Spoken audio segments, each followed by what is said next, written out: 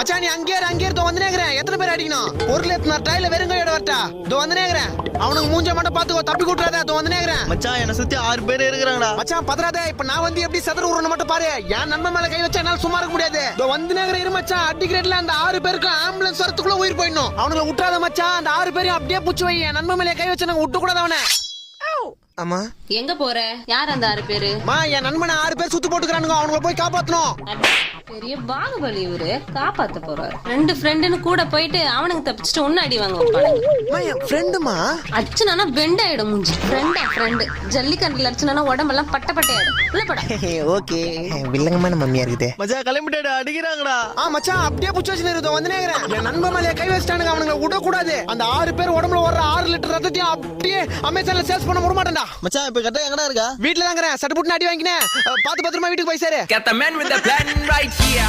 Bring it swagger down.